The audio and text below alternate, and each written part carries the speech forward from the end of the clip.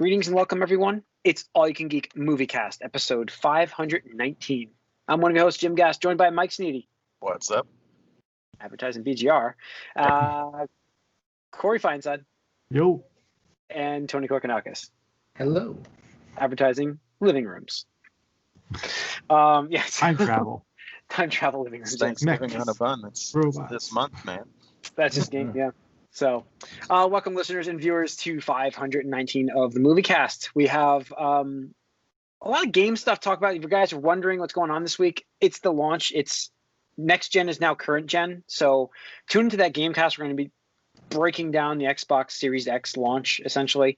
So tune into that. Today, we're going to go over some movie stuff, just some news, what we've been up to, and get you guys some lists coming soon, we promise, because it's COVID and there's just not much movie news going on. So we'll get you guys some lists. I'm sure we'll talk more about the AMC theaters and such.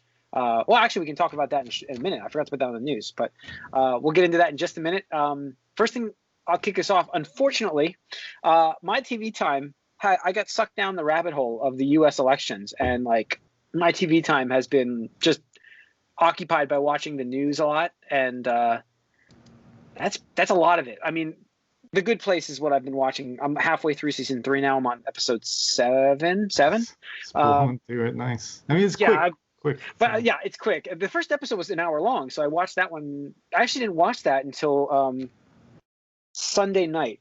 I watched that. So the last 2-3 days, I've watched a few episodes each day, just to start getting through it. But because like the last few days, it's been like watching this election stuff and. Yeah, so I it just like it occupied. I got sucked down that rabbit hole. Once you get like into that, you're like, I don't know how many times I can watch them break down the key states that are available and how many votes are out there still in certain counties. Like it was unbelievable. But anyways, so that's really it for me. I really enjoy this The Good Place. I think I like the first 2 seasons more than season 3 so far.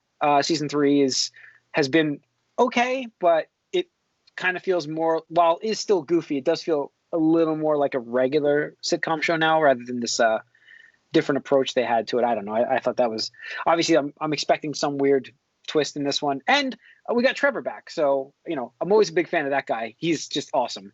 So, I just love that actor. I think he's hilarious. But yeah, enjoying that show. That's really it for me for now. And I'm sure I'll remember something as we're talking. I watched that. There is one more we watched, but we'll get to that in just a minute. We'll do like a little spoiler again, I guess, for the episode. We're going to do a spoiler cast for The Mandalorian season 2, but we're going to get into a little bit of spoilers in a few minutes. Obviously, we'll warn you when we get there, so don't worry. Mike, what have you been watching? Just that, The Mandalorian second episode. We'll get into that in just a minute. How about Corey? Anything else? Just watched a couple things as far as like the election stuff. it's like, for me, like, I know you fell down this rabbit hole, but for me it's just like it was really just kind of like, why are we just doing this all over? Like, you can't, there's nothing to do right now but wait and see. I know it's just, so it's like I was like, whatever, I'll just wait. I don't know what it was, but I was like, you were a negative Nancy last week, Jim. I know, and my thing was, and you can still take that attitude right now with things going on, but stop the count, Jim. Stop the count. Yeah, my thing was, and I love those memes, by the way. With there's that. Remember the cat meme with the angry woman yelling, pointing her finger. And then so they have Donald Trump imposed with a cat behind him, and then like, not the cat, but a person behind him, and then the other side is the Count from Sesame Street. Yeah. So I've seen that a lot, but. No, I just think it was kind of like one of those things with the news. It's just like they're just repeating themselves over and over again. So I tuned that out. I was just like, you know what, we'll hear about it when it happens, and it's out of our hands at this point. So we'll find out. Sure. But I just enjoyed the chess match to watch that unfold. It's like, it is a chess match in a normal serious election like this. It's a chess match when all the moves were done already. Nothing is really happening anymore. Yeah. But you can see how they played throughout the entire year in terms of trying to cover the other person's territory. It's like Risk. When you start on Risk, you leave that one piece behind you, but you can't forget about it because you got somebody else coming up from behind, and that's what's going on in this. It's like, it's that swooping thing where it's like, where were they campaigning? The other person's going the other spot. I don't know. I just got really sucked into the whole thing. Go Philadelphia. We did it. That's why I never and thank you. And thank you, Pennsylvania. So anyway, not to tip our hand as far as where we were signing. Political affiliations, but Yeah, sorry, I mean, we're yeah, upsetting just everybody. that's just really. I haven't really got to watch too much stuff. I watched the Jet game, which was a nail biter Oh, for a yeah. Jets fan, which was Yeah. pretty funny. I'm like, thank you, Nick Folk, best kicker I can get. So Adam Gase put on a clinic, didn't he? so we still lost, which is good. And I was worried there for a moment. It's such a weird season. It's like I'm worried. Like every game is very important that we lose. Yeah. So because we can't have this coach back. It's the only thing that's gonna save us for next year. The guy's ridiculous, but yes, that's football talk. So, all right, Tony. Let's see. Did I mention? I forget when I finished. Did I finish Queen's Gambit last week or no? I don't think you finished it yet. Okay, so I finished it. Fantastic show. Really, really amazing quality show. And I would be happy if they just like ended it here. But at the same time, like the main character and a lot of like the relationships he has with other people is just so good. I want to see more of it. So yeah. I mean, I think of how popular it is. It probably will get another. I think so. Like every day, it's been in the top 3 that I've noticed. It's so well acted, so well produced, so well like presented as far as a show about a game that everybody knows chess, but nobody really cares about chess. Right. So it's really been really cool to see, and like and I think a lot of things you were talking about last week kind of were addressed a little bit in these last 2 episodes. It was like as soon as I was watching it, I was like, I bet Corey's just like grinning in the back of his mind. I was like, all right, there we go. So yeah, fantastic show. Highly recommend it. It's an awesome, even if it's just for like the period piece. I think I've said this before, but I love when like shows like they picked a different generation or something like that, and like they have good era like costuming and setting and location and all that stuff, and they do a really good job of that, so it's very believable and stuff like that. Other than that, I watched randomly the one night. I just was like, I'm gonna watch a random movie. I don't even care for baseball, but I watched Moneyball. Nice. Just because I was like, I remember hearing good things about that. Brad Pitt. Chris Pratt, Jonah Hill in that. Jonah Hill's in that. Yep. And that was really entertaining actually, just because I like the approach that they did with that, where it was all like, oh, we're not buying players, we're buying runs and stuff like that. I was like, interesting, and just like like the big brain like things were like, just like, is this gonna work? And he like, I forget what Brad Pitt asked him, but he's like, he gave him a theoretical, and he's like, all right, well, I just bought you, so come pack your bags. You're coming to where is it? Oakland. Oakland, yeah, thanks. So that was funny. Kind of sucks. The boardroom scene though, where they're all like talking, and then he just comes in and it's like uproots everything. So everything is wrong. It's funny because cool. That stuff, that movie's like 10 years old and talking about something that happened like 15 years ago, and that, in my opinion, is one of the things like that movement that started has ruined baseball. It's ruined it.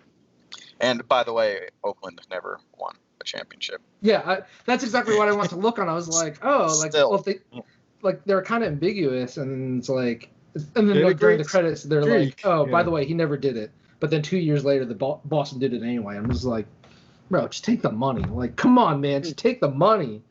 But yeah, it sucks they never wound up doing it. So that was enjoyable. Pleasant surprise from the past, obviously. Like Mike said, it was 10 years old. But then the other thing I binged through was the animated series done by the Castlevania studio, Blood of Zeus. Oh, yeah, Blood of Zeus, yeah. Yes, I think I mentioned that last week. Yeah. That's super cool. Recommend that. It's an adult animation, so a lot of violence. Just every episode, somebody's getting decapitated or impaled or skewered or beheaded. Yeah. Family, man. Yeah, and it takes place in like a dark Greek mythological universe. Yeah. So, gods are already assholes in like even the kindest references. So it's like you just imagine when they're, able to be super douchebags and stuff like that. But animation's a little wonky, not gonna lie. It's not as high budget as Castlevania was. Up until the last episode. The last episode is totally awesome. I wish the rest of the show is that consistent in the quality of the animation. But if you're in the mood for something like that, I would recommend it. I'd say probably like a 7.5 overall. If they do another season, I'd watch it, but if not, I'd be happy too, like with what they gave us. Definitely like rode that Hades vibe for me. I was like, oh, I'm playing Hades. That's exactly why. Yeah, exactly why I did it. And we'll get to the Hades game in the Gamecast. But yeah, that's it for me. Cool. All right, let's talk about Mandalorian. Again, we will get into spoilers here. Well, first of all, just overall impressions of this episode. I would say it felt like a filler. Anybody else gonna? I mean, there's a lot of, but that doesn't make it bad. Yeah, no, not bad. Complaining online about that. It's like, yeah, it just seems weird to have that type of episode right away. Yeah, like episode 2. It's this early, That's all. That's the only thing I'd say is a little a downer. Is just why so early would you have an episode that feels like that? Yeah. So, but not the same as a bad episode. It's just like, okay, we'll see though. But then get it out of the way early, and now you have the rest of the season to ramp up, I guess. Yeah, that's how it is if the rest of the episodes are like story, I'm fine with that. But it did feel a little awkward. I'm like, really, we're already like we spent 45 or 50 minutes and just like what got accomplished here. Like, well, I mean, I'm wondering if this will be a future payoff kind of thing. But let's get any spoilers to talk about here, guys. Again, warning: next 5 minutes would be spoilers. I'll watch the timer now. So, anything you guys want to discuss? Yeah, was anybody else weirded out really quick with the child just eating the eggs? It was like, I saw it all over Twitter today about genocide. I was like, yeah, that's about right. Well, he ate a bunch of frogs earlier, so. That's what I mean. He's kind of, the thing I was going to say is like him eating weird things is not necessarily out of the realm of. Oh, no, I know. It was within character, if you could call him a character. It's just like, they made it like the first time I could understand, like, okay, whatever. Well, like, it happened, at least 2 more times. I'm just like... Yeah, no, that was the thing. It was a... I was like, guest appearance. Yeah. But the other 2 times, I was like, every time he kept doing it, it was, like, weird. And then the last one was, like, the, like, ha-ha closing out joke of the episode. And I'm just like, Disney, like, yo. I mean, like, I get they're not, like, actually alive, but at the same time, like, it's kind of dark because like she's like, yeah, these are my last eggs ever. And it's like, okay. I mean, biologically, when you lay that many eggs, you expect some of them aren't going to make it.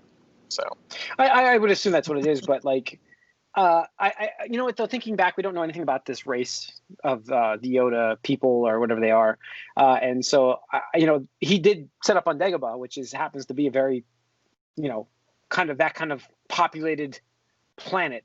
So I wonder if that was a food-based thing for him. Maybe his species really loves that kind of stuff. I just assumed he never ate. Yeah.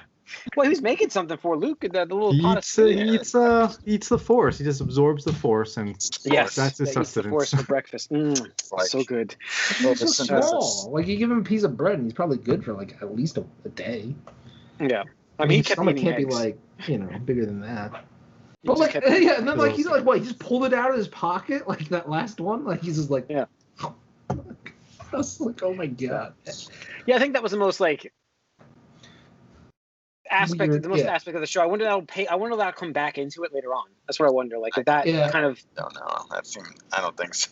I already saw these like wild predictions online where people are like, oh, the next episode is gonna start and something bad's gonna happen and all the eggs are gonna be lost and the child's gonna like spit up the ones he ate and those will be the only like surviving ones. I'm like, no. Right, see about that. I really hope we don't have any more egg tension, and then going further, we don't need that sort of drama because that was what this episode was about. We don't need to really do that again. I mean, obviously the first episode was a massive, amazing episode with a great dragon and everything like that. But it's like this episode felt like such a downer compared to it in terms of following up. Yeah, like, I mean, it was. I mean, for me, I liked it enough. It wasn't as sequentially interesting, especially given the kicker at the end of the last episode. But I found it interesting enough. It's another very video gamey setup where he has to get his real objective. He has to do someone else's errand, and it takes him to a new place. And you get some X-wings in there, which you see at the other side of, I guess, where they're the New Republic at this New point. Republic, yeah. Which is interesting because, like, I don't know how galaxies sort of like legislate stuff like that. It seems random, just like there's a ship, it needs to ping something. I don't know. That was weird, but I guess that's part of the thing. It is interesting that, and this is a theme they go back to about how a lot of the galaxy, they even touched on this in the first episode, the galaxy might be worse off without the Empire in a lot of ways. I mean, in the end, the short term, sure, yeah. The X-Wing people ended up being like, decent, but, good cop sort of. But to me, like, that was the stuff that was made it interesting, and it was a nice little, different environment with weird monsters and stuff to explore. I'm sure you were very disturbed by your arachnophobia, Jim. Oh yeah, that was like, oh Jesus, they had to do this. But at first I was like, what the heck is he eating? And I'm like, oh God. Yeah. So. The thing that I felt weird was just like, he's like trying to smooth talk him at first, and then they ask him to ping him or whatever it was, and he's like just decides to make a break for him. I'm like, dude, like really, like,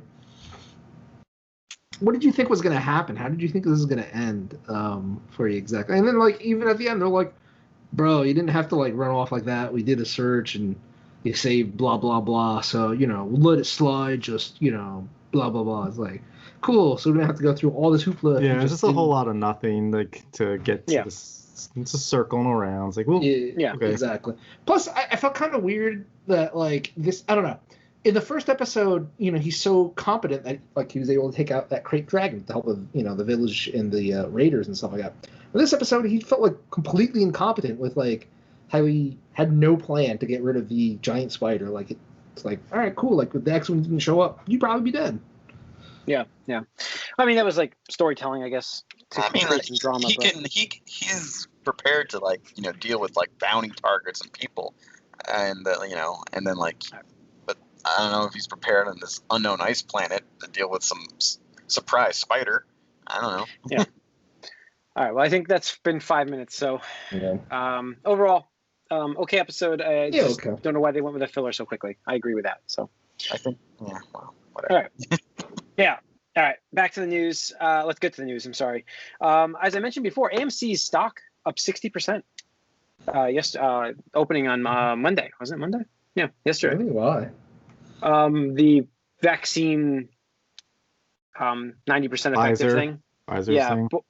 It made Cinepolis and Cinemark and AMC like skyrocket their stock. Yeah.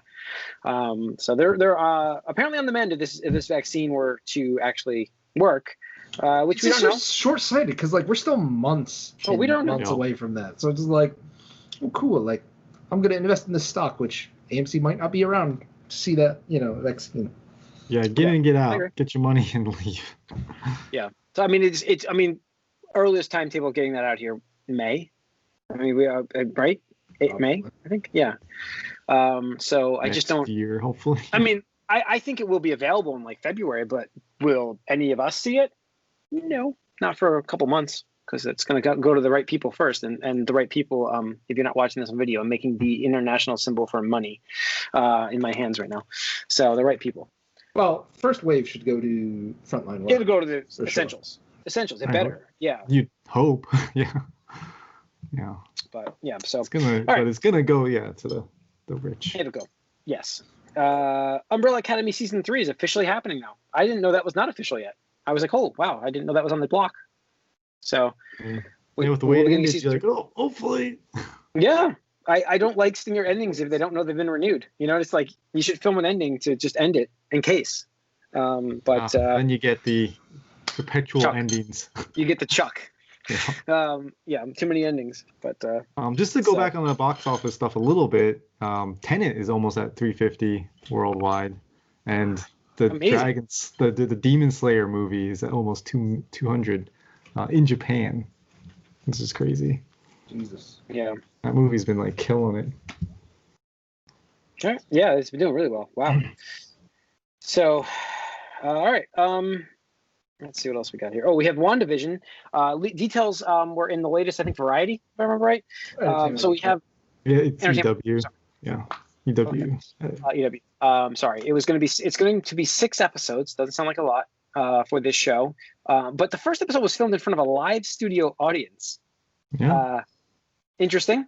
It sounds like the first episode is going to be a totally like classic 50s kind of 50s sitcom where like it was filmed in front of a live single stage sound. Yeah, exactly, something like that. Whereas like, Vision walks in, he's like, "Honey, I'm home," and then like everybody claps and like cheers. Like, why are we cheering for this? I don't know. Right. I mean, they'll probably have the sign saying, "Do this, audience," and "Do this, audience." Yeah. But at the same time, it's like it's interesting because they could have just gotten tracks to do it also, but they actually got a live studio audience, which to me tells me that they have pretty confident in what they're putting out there. Yeah. Yeah. They're working on it hard, and especially in like something like where they were filming this. I guess this had to be filmed before COVID hit in a lot. I mean, this episode at least. So pretty early. Do we have a release date for this? December 6th? Is that actually a true release date? Do we know this yet? I do not know. It's before the end of the year for sure. Yeah. December 4th is what I've been hearing. So don't quote me on that, but that's what I've been hearing. So we'll see. It'll be interesting to finally get that first Marvel Disney Plus show. I think something other than Star Wars. Yeah.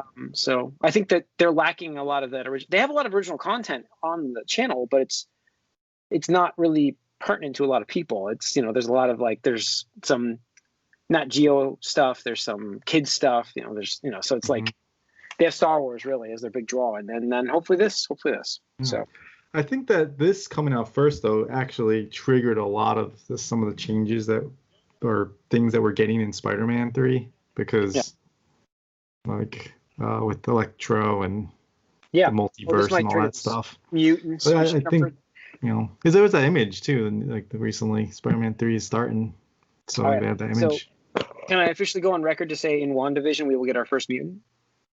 You're gonna say that, eh? I will do it. Anybody is make a bet? I would bet on it. Well, Scarlet Witch gonna be a mutant? I'm not saying that we will get our first mutant. However that happens, we will get our first mutant in the show. They're gonna name drop a mutant. The word mutant will not be name drop. Oh yeah, I mean they might call somebody a mutant. That's what I'm saying. Like somebody will be labeled a mutant in the show. What were they called in Ultron? Like genetically miracles or Wonder Kids? Yeah, miracles. Yeah, that's right. Wonder Kids. Yeah. The Wonder Twins. Yeah. I could see it being like tossed out there like randomly, as some like weird Flash sequence because they do have her in like her classic like Scarlet Witch costume or something. And I could see them using the word mutant somewhere. But no, but I think I'm not saying like a Easter egg. I'm saying like we'll have our first mutant. Either identify. Now what if it's like I'll bet you, Jim. What if it's an alternate reality that doesn't last? Like that's like a vignette almost.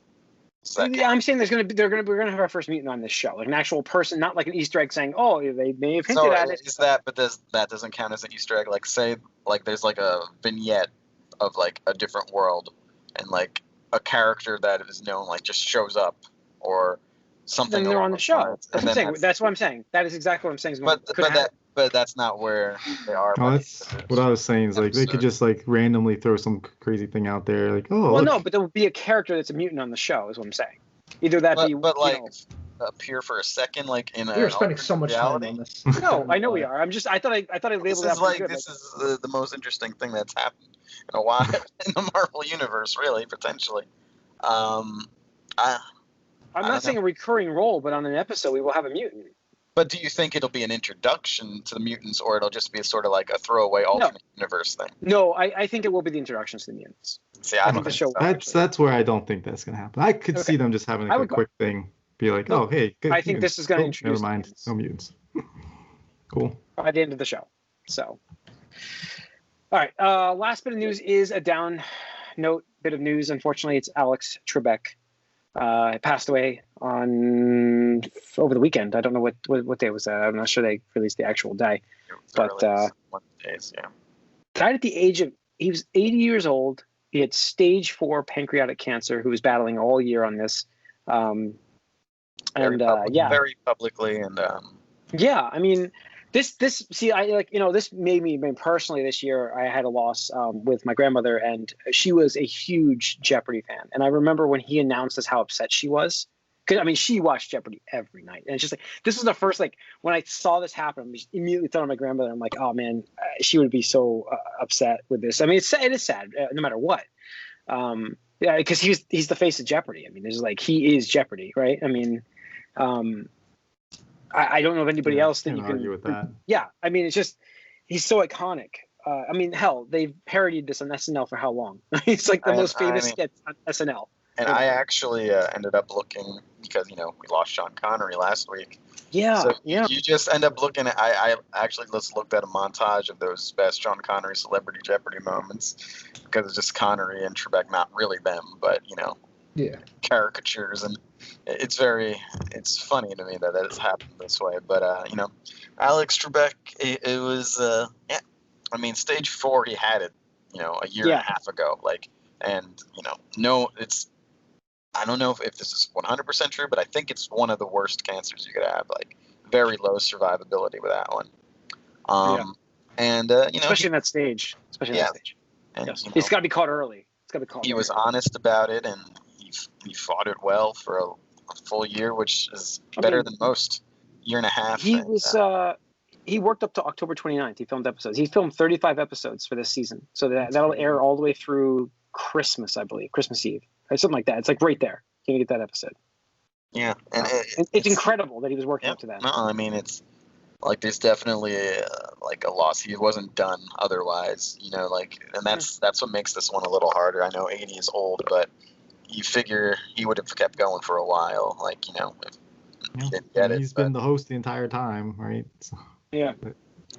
No, since '84, I think he took over for somebody like. Well, there was someone else, I think, before. I don't remember who though, but yeah, for our lifetime. But I know, yeah, the early or mid '80s, he started doing it. But, I think they was shave that mustache off, but he's in video games too, and I played a lot of Jeopardy games with his likeness and stuff, and it's going to be weird to try and even play. And when you think those of these types of game shows, for me, these daytime or late evening or supper time game shows on television, public television, I think of Bob Barker and then Alex Trebek are the two hosts that come to mind. They even I don't even know who the Wheel of Fortune guy is really. It's all right. I know that one, but I know that one. But, but still, I mean, I know him too. Those two are the big iconic ones for me. Those are the ones that I think of first, for sure. I agree. I don't disagree with that. I think that's a pretty accurate. I mean, even though Pat Sajak has been on the air for a long time, but when you think game shows, the two names Trebek and Bob Barker. I mean, obviously. So, yeah, absolutely, I agree with that. So Price is wrong, Bob. Yeah, there's so many things, but. Yeah, so it is sad. We don't know who's going to end up replacing him on Jeopardy. They're going to announce that, I think, in the coming weeks. And rumor is it's the guy that won the most money of all time. Ken Jennings. Yeah, Ken Jennings, yeah. I know that Alex had a few suggestions himself. They might even go that way. They're a little bit different than what you'd expect, I think. So that might be interesting. Yeah. Interesting. What if it was rotating? You had somebody do it for a year and then rotate, or I don't know. The Jeopardy, we like Jeopardy, but I think the target audience is boomers, and they don't like shows like that. That's a good point. So I don't know. All right. And that's pretty much it for the news this week. It's going to wrap up this episode. Thanks for tuning in. You can write us allyoucangeek@gmail.com. Follow us on Twitter, allyoucangeek. Like us on Facebook if you're watching. Make sure you answer in the form of a question, though. Yes. What is All You Can Geek? So thanks for tuning in. See you guys next week.